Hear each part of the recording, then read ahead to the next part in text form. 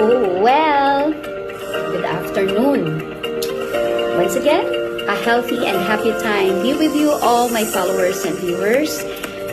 Please watch until the end of the video for some guiding thought from me here in Business Mind of Mommy Page. Medyo na-busy lang ako in a couple of days, hindi naman weeks, right? So, what I have today for you. Sabi ko nga, may very interesting podcast ako. I came across sometimes in November 2025, yung sa The One Core channel ni Coach Pia Acevedo. In fact, isa na ito sa hinahangaan ko na podcast. Very, enlightening talks, na katulad ng mga long been followed ko na rin ang podcast of Mel Robbins and Jay Shetty. Bukod pa doon, very timely siya with my clarity journey about my family life and career decisions.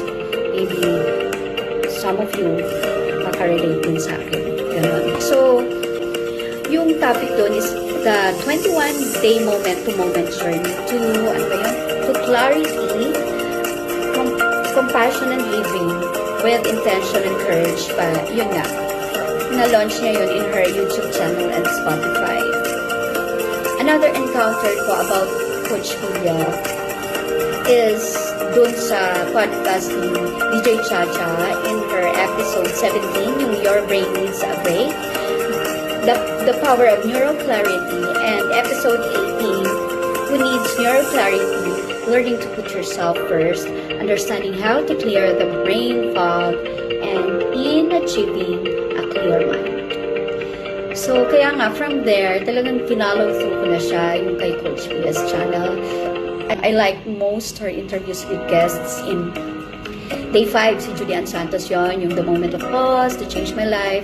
Yung Day 6, kay Ralph De Leon, The Brain Behind Your Clarity, Focusing on Peace, Understanding How Our Brain Works. Tapos yung Day 14 naman, yung kay The Wisdom of Listening Body. Ito, nakarelate ako dito kasi sabi nga, nilisten ko talaga yung sarili ko. I love my job, yes, but it's time to let it go. To join my husband. Working outside our country for years na rin kasi, so that would allow growth to our marriage and our children. Talagang nilisten ko. Buong sistema, yung past video ko, sakto. Diba yung talaga, yung clarity, parang yung core ko. Without thinking of other people think about us, kailangan pakinggan natin sarili natin para yung alive return, come back to who we are. We are to flourish, grow as a person, because sabi nga nila, we are not meant to be stuck to the person we were yesterday. Returning to yourself with more honesty, compassion, and courage than before. Napaka-importante. So, day 21, yan yung last, yung alive return. Napaka-ganda. Here's a guiding thought. Where my balance in life, choices and decisions help me and could help you too. Actually, most of those episodes resonates with my current life journey. Yung intentional pause, a time of transition, to take a break. Katulad ko, ang recent decision ko to move from a structured desk of a corporate office settings into a space where my values, passions, and wisdom can breathe freely.